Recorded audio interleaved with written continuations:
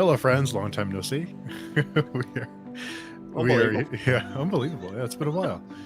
We are here today to discuss the film Neon Demon, and Chris was he was unprepared, I think, when I asked him to watch this one with me. But here we are. So, Chris, going to give us an introduction and tell us why you let me talk you into watching this.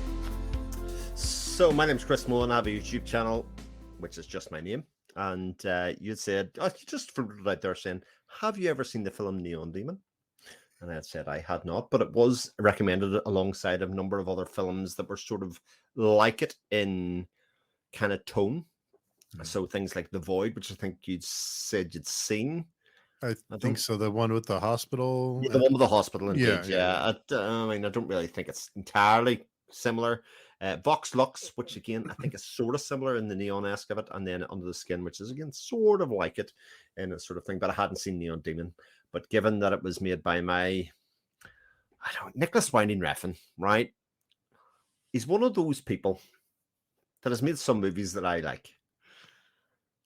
I hate that I like some of his movies though, because he just doesn't come across as being the most down to earth person in the world. Let me put it that way. Even in the extras of this. But I do like his creative process, and I do like a lot of the visually what he does in his movies, and I do like his restoration things, etc. as well. So this was either going to be a massive hit or a massive miss in terms of, is this just pretentious twaddle, or is there some substance behind it? So what was it, a miss or a hit for you? Oh, it's a big hit. This was a very big hit in a lot of ways. And something that I thought was pretty great. It ticks all of the boxes of stuff that I like, which is, has a story that it turns out he made up as he went along. But thematically, he had a very strong idea of what he wanted to do. And I think he hit a home run with the themes, etc., that are in this. One of the things that struck me the first time I watched it, and again the second time, is how long some of the shots last. The shots take a long time. Sometimes they linger, and the use of music keeps you engaged with it, so it doesn't feel like it's too long. It doesn't feel like it's dragging, but you do have to take it all in, and the different lighting and everything is almost like you have to take time to kind of soak it all in. Yeah, I mean, I think this is one of Refn's things in that he wants you to appreciate how good he is at what he does. So he leave it linger there. And in some cases, you just go, this isn't really working here. But because the themes of this are very much about showcasing things that are beautiful, and showing it, it totally works in this. And because he does have some incredible, beautiful shots. And like I say, once you mix the music in with it, it becomes this, audio-visual feast, even if nothing else was happening on screen. Like, I think one of the very early shots where she's been taken the pictures of on the settee with the blood dripping around her. I mean, that whole shot and scene is just stunning to look at. Could have even been twice as long, in some ways. And he shows it up close. He pulls back. He kind of shows it. And he talks about it in some of the extras, basically saying when they lit that scene and kind of did it, he just kind of wanted to sit and revel and look at the beauty of the scene that they created in the shot, because he said he didn't do an awful lot with it. It just kind of naturally appeared that way and kind of went, oh, this is beautiful. There's something that struck me too, is that's the first scene the first photo shoot that she's in. But when she goes to the agent to the firm, they kind of say, well, we need someone to take less amateur. It's like kind of amateur hour. It's like that. If that's amateur hour, then I mean, I don't know. That's pretty good. Yeah. So that struck me as well in terms of this kind of amateur hour or not amateur hour is just a dig that you didn't do it with me. Oh, okay. I think anyway, that's kind of what I took from it. A lot of the language that Christina Hendricks uses. I mean, the best line of the movie is in that very scene. I mean, I would never say you were fit. Yeah. It's funny because on the scene right before that, when she's walking on the walkway, I was looking at her and thought, I wonder if she lost weight for this, because she is like rail thin. She is. And then we have that line when she's talking to her, like, I would never say you're fat, but doesn't mean someone else wouldn't. It's like, wow. But it does give you the idea that this is a very superficial world. And even the criticism of the photographs, again, is superficial. When you go and you see the process of the real photographer, you're like, is he a good photographer though, or is this just all for show? It's nearly like an act himself, in terms of making the performer feel special. Getting her to strip naked, making her feel vulnerable, but actually treating her with some sort of like artistic vision or something, to the point that Jesse comes out and is like, no, no, that was great. Which it really should not have been. It was a very uncomfortable situation, slathered in gold paint or otherwise, but because it's sort of artistic and sort of a performance in its own right, you're like, oh, okay, maybe this is different. Yeah. Yeah, that that really struck me too. And there's some great visuals in this one too. The lighting and the colors and all that's very striking. Oh, it's a beautiful looking movie. There's no doubt about it. I mean, Refn has a propensity for liking neon, etc. But Yeah. neon can evoke lots of different things, but he uses it really beautifully, almost like the world. Again, it fits very much with the theme of the movie, which is very much about superficialness and about what is beauty, Mhm. and what is pure beauty, and what makes one thing more beautiful than another thing, or all that kind of stuff. It is a stunning movie, and I think if nothing else, watching this in a nice cinema or a nice TV, except you will get more appreciation out of it. I think because it's so visually striking. Yeah, there's some the performances too I thought were all pretty good. Especially I forget her name now to pull up the page, but Mona was I think I forget her name. I'll look it up. But she with the cadaver, Oh she yes, really goes for it in that scene. Ruby. So I, Ruby. I did want to talk about the casting, because I was really surprised to find out that Elle Fanning wasn't first choice for this. Hmm. As Jesse, so it was Kerry Mulligan that was originally cast in this, who'd worked with Refn beforehand. Because I thought the choice to cast Elle Fanning, who, to my mind, is one of the most recognizable child actors that there's been, over a long period of time. She's been so much stuff.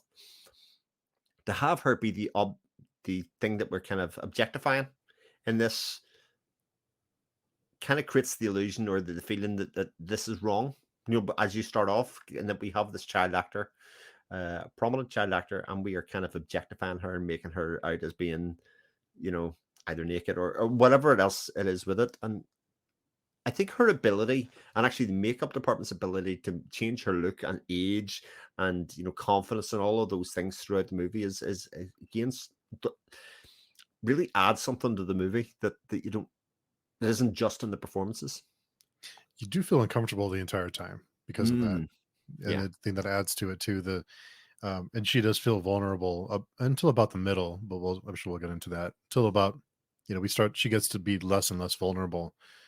But yeah, we'll talk about that. But Jenna Malone, I thought did a great. Yeah. Why doesn't Jenna Malone have more work? I don't Oh, know.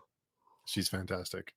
she is fantastic. I thought, but again, recognizable in the sense that when she came on screen, oh, I know what she's in, but also not recognizable enough for me to go, but she's from that, Mm. specifically.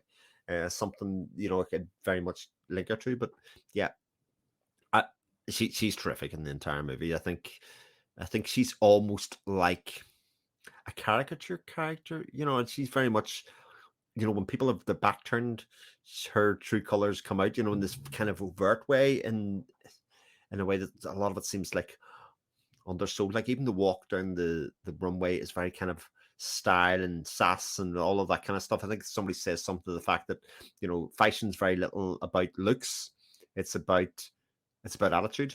Mm. And very much that. Whereas Jenna Malone's very much, she's licking her lips, and whenever she sees, it's almost like I had her down as the leader of the wolf pack throughout a Yeah. lot of this movie. And I think a lot of the interactions between the females in it are very, very much in that vein of trying to feel her out and see where she's weak, and kind of they basically, well, I'd written down that it looks like they want to eat her most of the time. Yeah, they kind of do. It was almost like they were harvesting her. Yeah. Yeah. They were drinking in her beauty, or nearly as if, and again, this was kind of a bit too maybe on the nose by the time the movie, is that they were just being in her presence, just being around her, trying to get some of her beauty to rub off on them. So the first the first time she's introduced to the other models, and they have that kind of the light show or the ropes, Mhm. the performance, that I kind of saw that as like the introduction or the beginning of some kind of ritual that they were leading her into. Is that kind of what you thought too? Yeah, absolutely. I mean, I had it at the start that they maybe were grooming her, not actually what it turned into, but it was definitely that idea of putting her through that to kind of see what she was made of, see how she would react, and to see basically how they could play with her, because it wasn't clear at that stage that they were going to be threatened by her, or did they even realize that at that time, but they were very much, trying to feel her out and see what she was and who she was as a person, and whether she had a grip in reality or whether she didn't. It seems like what was your take on the mountain lion or the cat that's in the apartment? In the room. So, I mean, I think it was quite clear that there was an animal in the room when she went in. Anyway, I think it was kind of like a shadow. You could see it was going to be an animal. I think most of that was about having a reveal of Keanu Reeves in a role. I think that was majorly cool. Yeah. Yeah, just as being like a bit part character or otherwise, and then going in again. There's a couple of ways that I thought about reading that. One was it was very much a grounding mechanism for her, where she was living, the kind of situation that she was in terms of location didn't fit with what her day and work, the glitz and the glamour that went with it. But also you have all of these lions, wolves, leopards, etc. the whole way through the movie, Mhm. and it's the only one that's live. I think at the time, everybody else stuffed, and I think at that part of the story, it represents the fact that this beauty is alive within her. It's breathing thing, and it's only as she makes her way towards the end of that she's conforming and becoming like everybody else. That's it. She's almost like dead inside. It's not long Mm. before her star will burn out. And the lion at the start is this kind of symbol of veracity and of life and of her burning bright. But then Mm. cool scene though. Yeah. Yeah, you don't see that. And the whole hotel thing, when Keanu Reeves' character tells the boyfriend like you need to go to room 212 or whatever it was. It's a room 214. 214. Yeah, that I mean just the brutality or just like that world that they live in is they just prey upon these Yeah. these young women, and that they're just used and taken advantage of. And this is like this big glamorous world, but behind the curtains is this really dark and CD. violent and seedy world that they live in, but you don't see that part of it. You just see the glitz and glamour and the makeup and the lights. Yeah. And even from her boyfriend's point of view, he's the one that pays for the damage to the room, even though Keanu Reeves broke down the door. Yeah. And he says you're gonna have to pay for that. I mean, your lock didn't work. I mean, but they're not in a position or a confidence to challenge that at the time. But the young man is the person that picks up the tab, so to speak, for that, and then pays what is basically a bribe, Mhm. to keep her out of the thing. Because there's that threat of, she has to declare her age incorrectly. And if anybody really wants to dig into your past, they'll find out what her true age is, and then she'll not have a career or anything like that. And it's not really investigated at that stage, but the seeds planted that we have a 16-year-old girl here in the Mhm. audience's mind. And how does a 16-year-old girl end up by herself in the city in this rundown hotel? Except, what's went on here, especially to be the point where she's sort of still vulnerable. You Yeah. see the bit where she has to sign her. I had made a note when she has to sign her own contract to fake her age. It didn't come naturally. It became something that she was very uncomfortable doing. So to me, that kind of showed that she was still sort of innocent. It Mhm. wasn't a foregone conclusion, so to speak, that she would do that or say that at that time.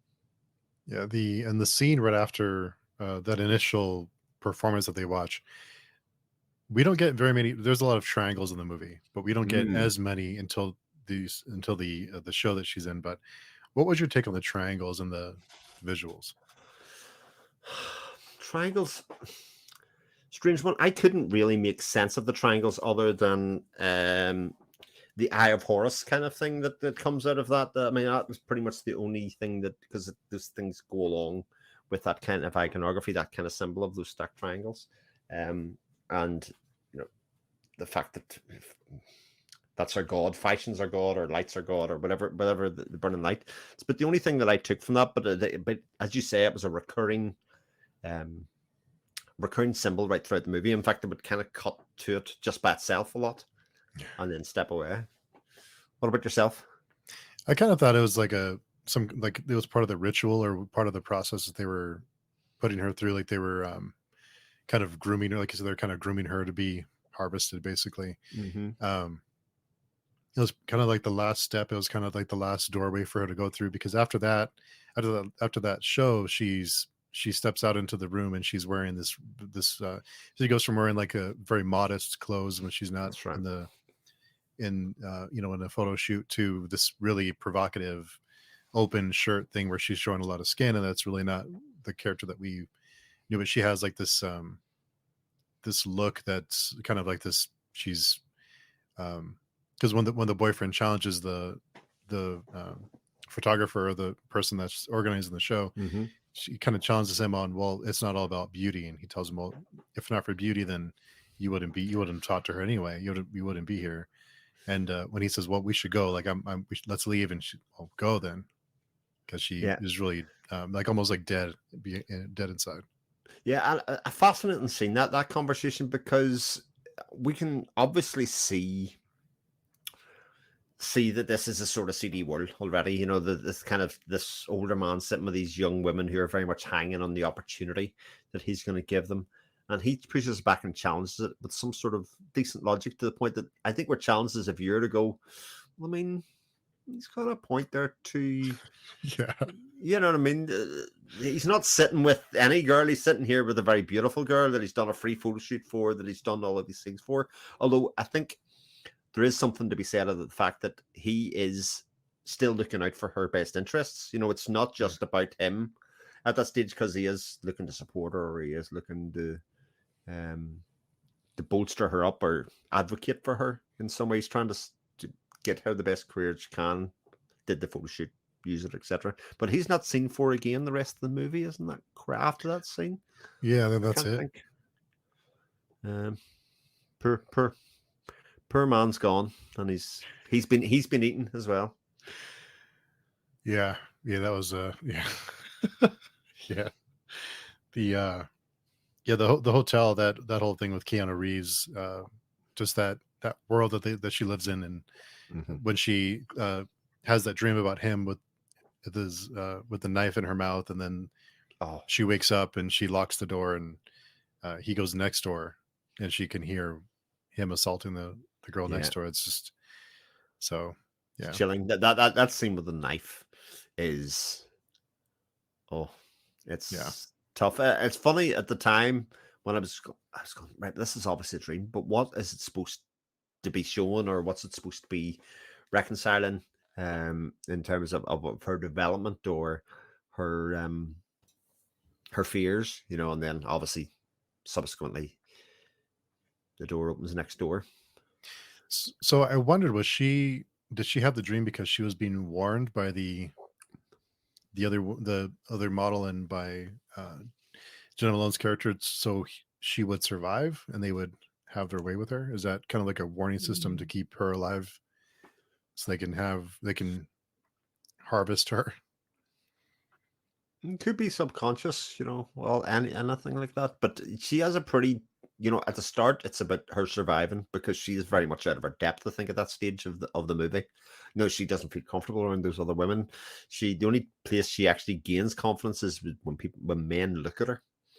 Even when she goes to the auditions afterwards, where she's asked to strip down to her underwear and walk about, and she sees the look of the people towards her, that's where she gains her power from, and her ability to walk shoulders back, do that kind of stuff, and kind of has found her place, especially when she sees other models being shunned for her.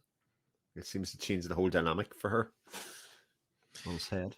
Yeah, when the first interaction with forget her name, with Christina Hendricks, with the agent, she walks out and she tells one of the other models, you can leave. Yeah, you can go. Yeah. as just really this brutal, just world that she's going into, and she struggles with signing the release that it's kind of like a wink and a nod, like here's your parental release, kind of Yeah. like. So it is interesting because I think the world of fashion and the world of beauty and fashion is one that I can't understand from the outside looking in. These people that are supposedly supermodels are not really what I would consider the beautiful people on the planet kind of thing. Maybe that's just Yeah. me, but there definitely is an angular look and an angular, um, that very very tall woman kind of thing, which absolutely freaks the shit out of me. I'm already tall. If a woman's taller than me, I smell danger. I feel like there's the lion. Um, but it's one that I don't really understand. So when people are saying about this young 16-year-old girl or otherwise that she is this new symbol of beauty, Mhm. and it's hard not to look at that and not kind of objectify her again as the viewer and say, well, actually, you do compare some of these people against each other because of the very nature of the movie that's been shown in front of you, and then you have the non-model, Ruby, Jenna Malone, and you're Mhm. kind of going, but she doesn't fit into this world either. But she's kind of somewhere in the background. It's kind of like this whole thing feels odd and weird.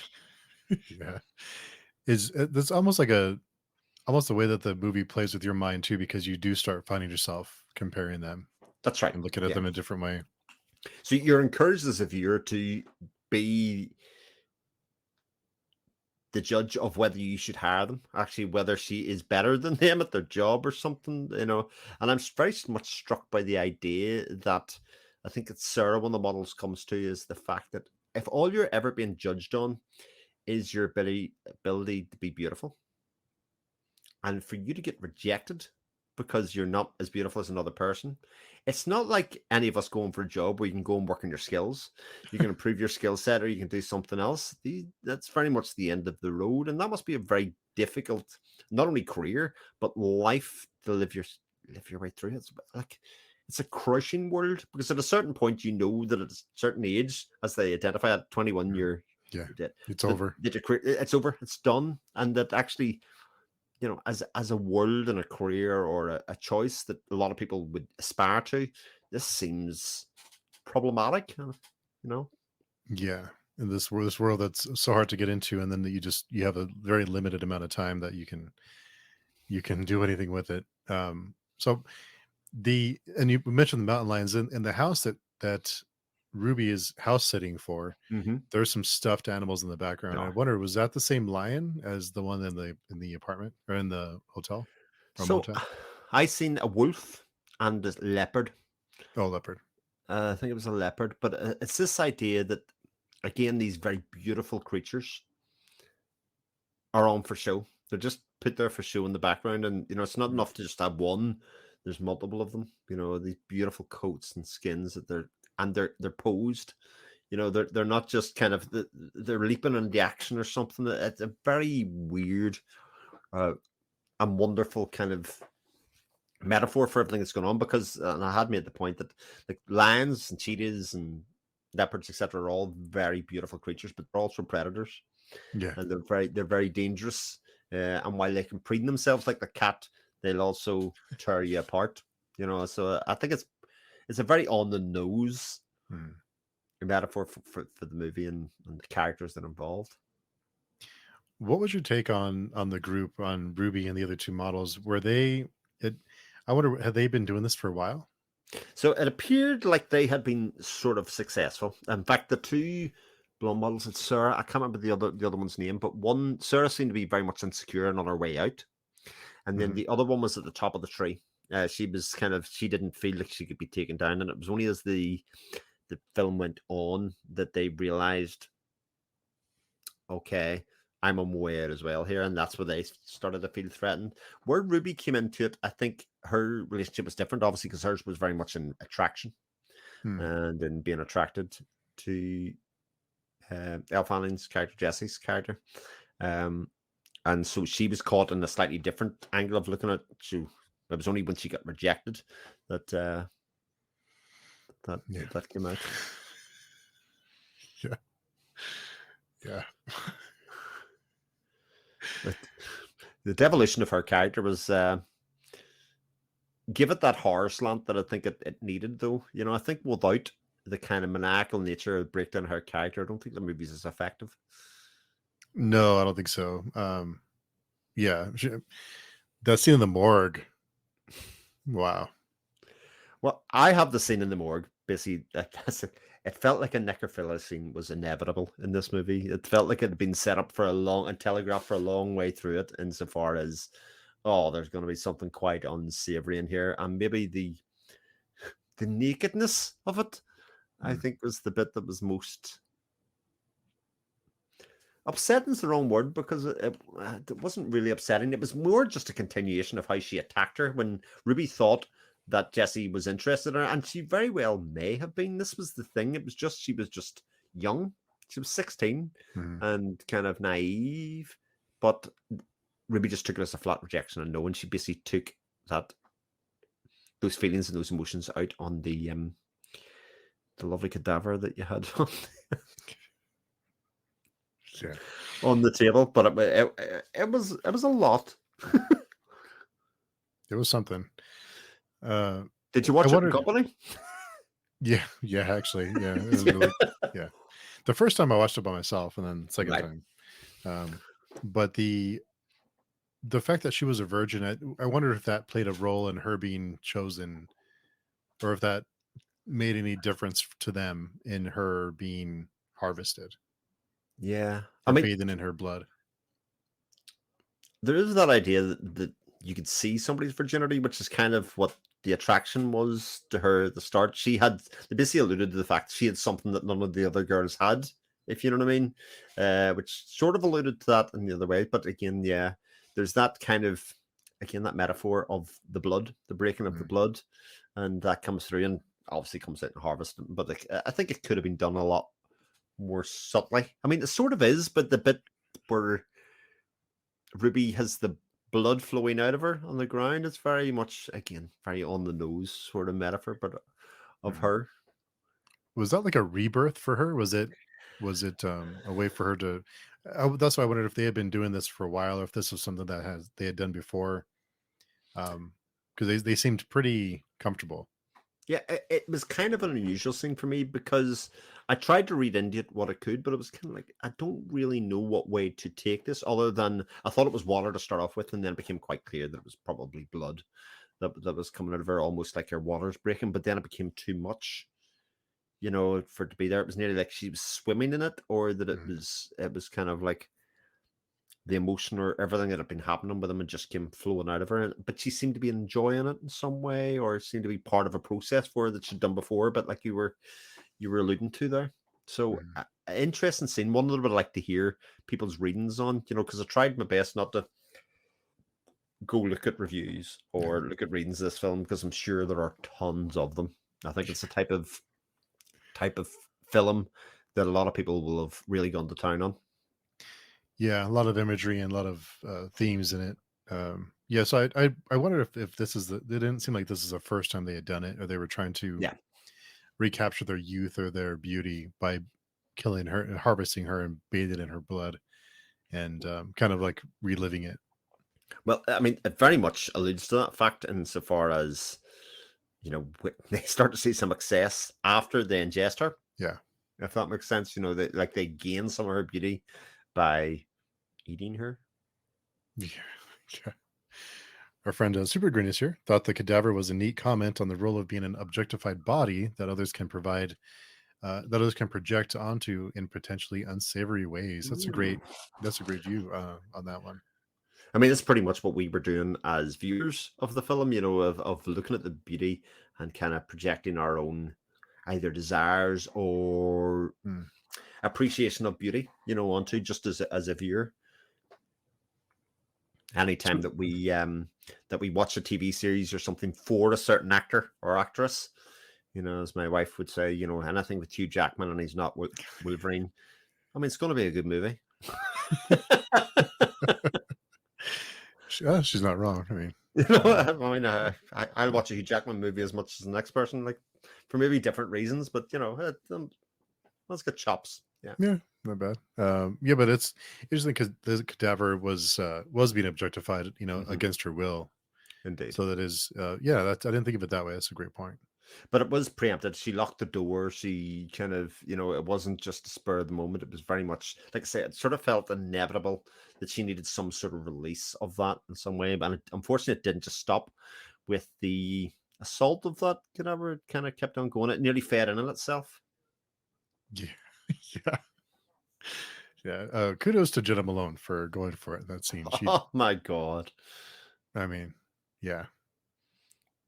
That's one to put in the CV, isn't it? You can... Yeah, that's yeah, it goes in the vault for sure. Yeah, that was a pretty memorable scene. I think that's probably one of the more memorable scenes in this one is the cadaver.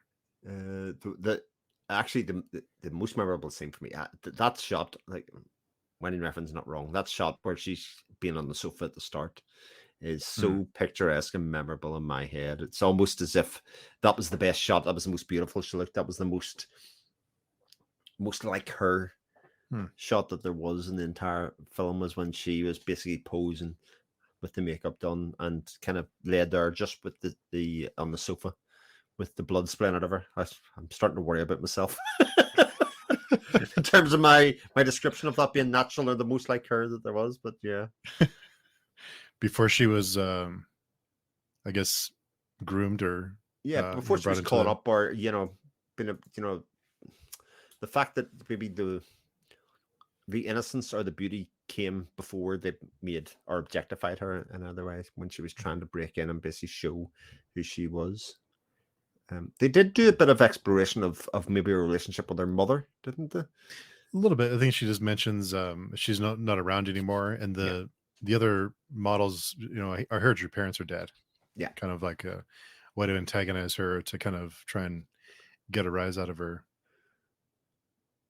Yeah, and it definitely plays on the idea of the things that people are jealous about. In her case, very much her face. I thought that was kind of a thing. It wasn't, there was a lot of nakedness and body stuff, but it was very much about the beauty of her face. Lots of close-ups of the face and of the hair in different ways, but very much about her youthfulness that they could never reach. Yeah. And at the end, like Gigi, I think is her name, when she's getting sick and she has to she vomits the eyeball and then she's trying to cut her out of her. On the couch behind her, there's a triangle in the back of her. Oh yeah. So triangles, lots of triangles with this one. I'm sure I missed a bunch, but oh yeah, I'm sure they are everywhere. But that scene was when the eyeball popped out was I mean, I have to say when the eyeball popped out, I went, that's cool. I mean, cooler than when she cut herself up and then did the Harry Carey thing of basically killing herself. But again, another cool death scene. I don't know. There's something wrong with me. When you can describe this movie and then turn around and say, "Oh yeah, what did I really enjoy about this movie?" The eyeball pop. And then she picks it up and eats it again. Which was very on point. I mean, I think that one made sense for her because again, she had sort of started to get a bit of traction again at the end. It can't have just been me who thought of the Matrix, by the way, by their two hairstyles when they were around the pool. Oh yeah. I don't think that was intentional. That was just the way my brain processed it. Super Green, the Little Red Riding Hood parallels throughout are interesting with the absent parent too. Oh, interesting. Oh wow. And that's usually the beginning point of folktales with young heroines. That's the three wolves. Yeah, the three wolves indeed. Yeah. Hadn't occurred to me, but absolutely, that's very much on point. And she does wear the red dress at one stage. Yeah, I think the colors during the show, the colors change from like a blues and purples to red, and that's when she starts to that's when her kind of like a transformation happens when she looks at herself in the mirrors and she's becomes obsessed with herself and she's kissing herself and kissing the mirrors. It seems like that's when everything changes for her and she becomes this other person. She goes from being kind of a modest, shy, reserved to a You know, like, you know, you don't you know, you can strive to be me, but you'll never be as Yeah, beautiful as I am, kind of thing. that kind of, yeah. I think I actually had it that Gigi, you know, her throwing up the stomach. She was never comfortable with killing her and eating her. You know, she didn't really to do it. She was already in the circle. She kind of did it as part of the pack, so Mhm. to speak. And she it throws up because she can't live with what she's done. Whereas obviously she's all in. That's why I wondered if Sarah and Mona had done it before, because they seemed like they were pretty comfortable with the whole thing. I wonder if maybe Gigi this is her first go around. Well, I thought there was definitely a desperation in Sarah as the film went on. She was like, "How am I can't break. I'm on the outside looking in all the time now." She's no less beautiful than anybody else, but that she was, you know, while Jessie was in and around the place, nobody was even looking at her. Hmm. Yeah, and the music, there's lots of synth. Oh, the music's fantastic throughout the entire. Clint Mansell, wasn't it? Did the Cliff Martinez. or Cliff Martinez? It was Clint Yeah. Mansell was did Moon, but Cliff Martinez indeed. Mhm. It's just terrific throughout it. It really adds something. Yeah, that's like this very atmospheric kind of dream state that you kind of fall into with these long lingering scenes that kind of go on a little bit, sometimes a little bit too long, but the music kind of keeps you engaged in it, and the use of music and the type of music is kind of fits the theme. But the music and the visuals are both very alluring in the same way that, you know, Jesse and the models are in their own way. You can kind of feel yourself just swimming in them, you know, as you're saying, the shots hold, you just stay in the world because you're kind of enraptured in the visual audio treats that you've got as part of the movie. And the lights too, the lights, and there's lots of these, like, it's almost, I don't know if you could call it lens flare, but there's lots of lights. The lighting is behind them in the mirrors, and the way that the characters show up in the mirrors and their reflections, and just the setup of every scene is very deliberate Yeah, from all the I films. had there's quite a lot of strobing going on throughout Yeah. it that I said was very, you know, very reminiscent of some of the filmmaker like Gaspar Noé, who deals in a lot of these same themes as well, in in graphic ways as well. You know, he approaches it in a very similar way. But yeah, that kind of, Noe would describe strobe lighting as like an assault on the senses. That's where he would demonstrate an assault rather than always having to cut somebody up or do something else. He can do it with lights. He would talk about that, you know, in his filmmaking in terms of like, I'm going to make this visually difficult to watch because of how I'm going to attack you with my use of light. And he uses it a metaphor in that way, which is, I think, so utterly fascinating. When you kind of know those things about his filmmaking, you approach it in a different way rather than just kind of relying on the events or the things that happen to the characters on screen. You kind of look at it and look at it as an audio-visual thing, just like we were talking about with Refn here. Almost reminded me of, like, just because I've watched it recently, but Brandon Cronenberg's film with Possessor, and Possessor. with the one I just watched recently that I can't remember the name of, but it Infinity is Pool. Infinity Pool. Yeah, the use of strobe and lighting, and it kind of reminded me of that kind of style too.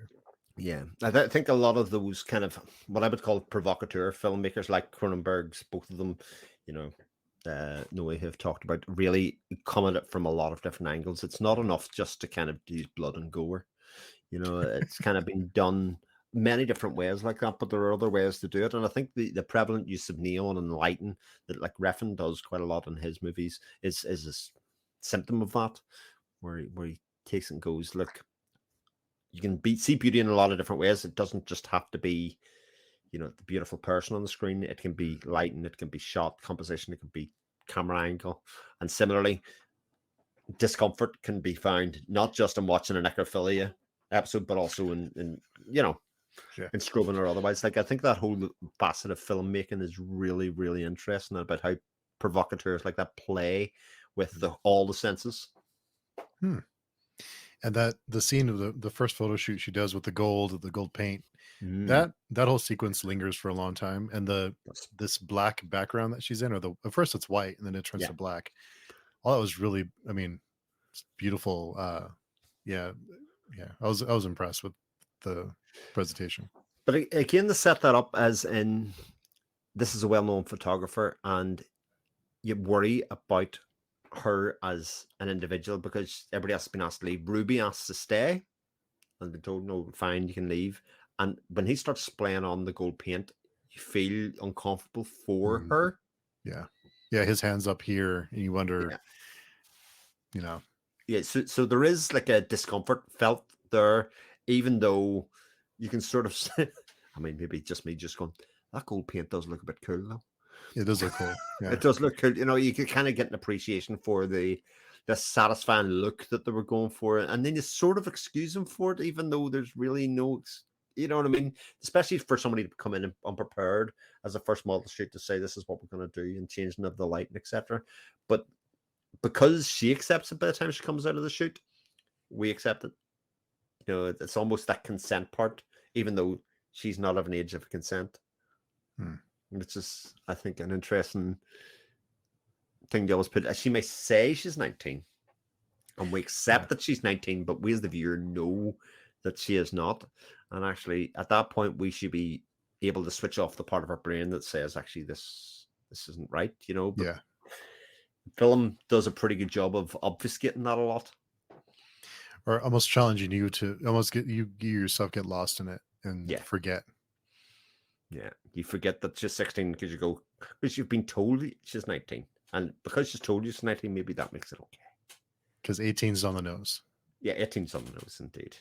It's a pity Christina Hendricks wasn't in it a bit more, because I think her character's kind of fascinating. But you get these couple of, like her and Keanu being very prominent guest actors in this, which is awesome.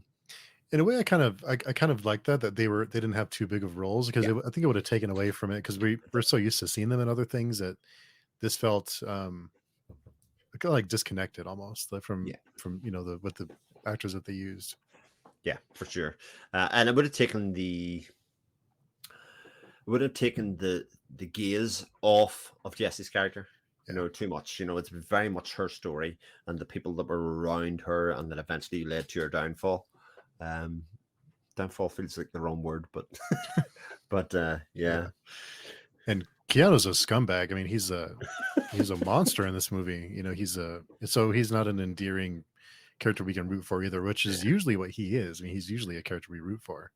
That's good. Likes to keep us on our toes. He can be great, and like I can root for him in John Wick, even though he's an absolute psychopath. You know what I mean? But you know, yeah. And in some way, that's its own version of the fashion world, insofar as there's a beauty in how violent those movies are as well. You know, it's a sort of beautiful, and again, very Neon-esque in those films as well. There's very strong parallels there. Interesting. I didn't think about it that way. Beautiful films, though, too. Oh yeah, gorgeous, absolutely gorgeous. Yeah, shooting people in the face for 2 hours. I mean, it's, you know, you think of it that way. How to stop people not getting bored?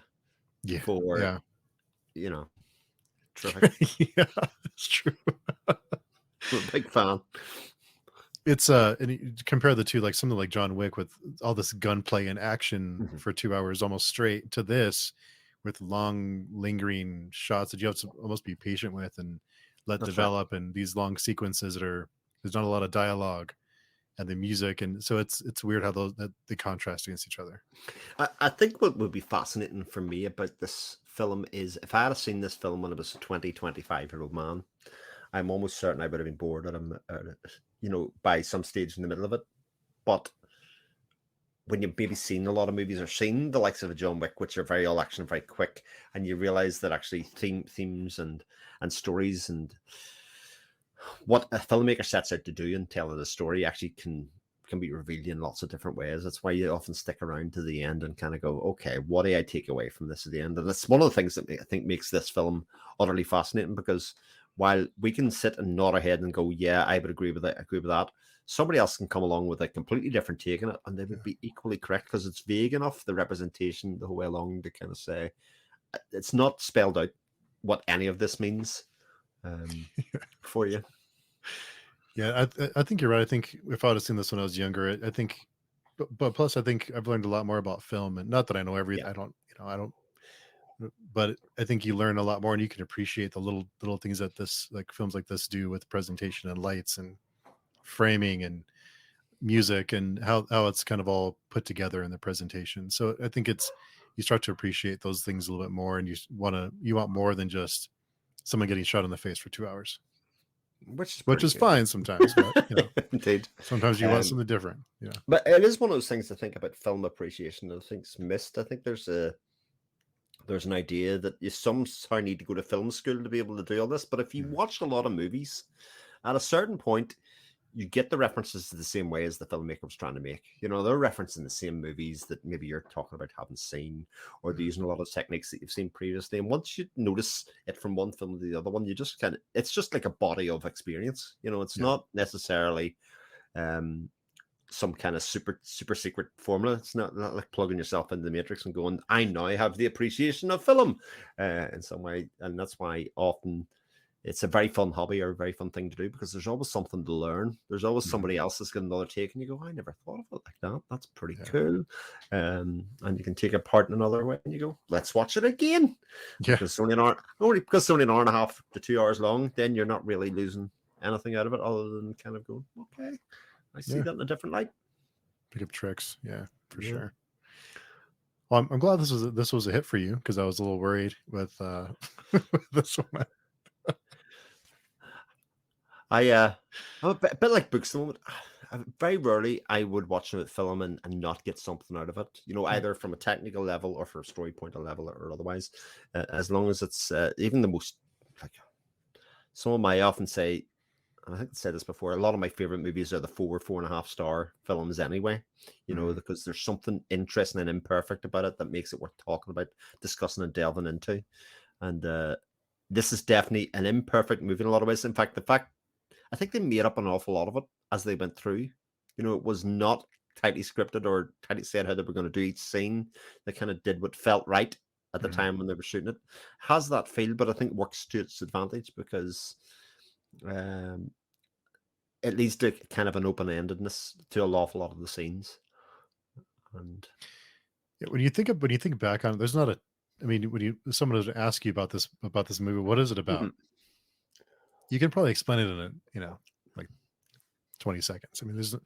There's not a ton, but I think it's one of those that you have to kind of experience on your own. You have to kind of sit down and experience the presentation and the way that it's put together and composed, the composition of it. And then that's most of the experience is watching it, because you can explain it in no time what it's about. But it's interesting, because I think it's a type of film and a type of critique that's been done lots. A takedown of the fashion industry and of the objectification of young women in an unrealistic way is essentially what the film's about. But how you go about presenting that argument and how you go about presenting that topic varies from auteur to filmmaker to camera person to artistic vision. And you can watch the same film again and again, but have a slightly different take on it each time. So I think this definitely fits in the category of at no point me telling you what this is about, because it doesn't tell you anything about the film. Good point. I love the ambiguity of it. Being ambiguous. It's because I think there's lots that you can interpret different ways in this one too. Yeah. Well, cool. Anything else on your notes for this one? Not that I have, other than to say that great line where it stops and Sarah says, "I ate her," was pretty... That was great. It was like as if there was any doubt as to what had actually happened. Whether just to clear up any doubt, just clear up any doubt. Even when Ruby was covered in the blood, lying back afterwards, and you're like, well, maybe she's the brider. Oh, well, there is that scene where she lies in her grave, or the dug like a grave for her. Yeah. Which I kind of thought, well, what's in there? Or bones and leftover skin, maybe, or maybe the bits the bit chewy. The bits, the nose, maybe. And she's still just laying on top of it, almost like in this affectionate, Yeah. At least, it's like she's finally made a connection with her. Yeah. Oh dear. There you go. Or something. But that was my lot. That's all my notes made up. Nice. And I have this line where I said, "What is beauty? What the inside is all that counts." Actually, at the end of the day, I think that I sort of took that away from it, because beauty from the outside is nothing but hollow. And I says it's like on the opposite end of the scale from Zoolander, which again is Zoolander's sort of about the same thing, but comes at it from a completely different style and viewpoint. Yeah, I'd say, yeah. What a double bill. That'd be a nice double bill there. Indeed. Yeah. Well, thanks for watching with me. Yeah, it's been a while. It's one of those ones that I wanted to talk about. I've been wanting to talk about for a while. So thanks for watching it. Anytime. That was a fun recommendation. Any good excuse to watch an interesting movie is something that I'll always gravitate towards. Nice. So anyone wanting to connect with you, where's the best place to find you? You can find me on my YouTube channel at my name, where I talk about books and movies in equal matter. Or you can find me in the Patreon forums or on Twitter at 7 o'clock shadow. Nice. Cool. Well, thanks again for watching. Thanks everyone for hanging out in the chat and chatting with us about this. It's quite the interesting film. So thanks everyone for hanging out. And until next time, we will talk to everyone soon. Take care.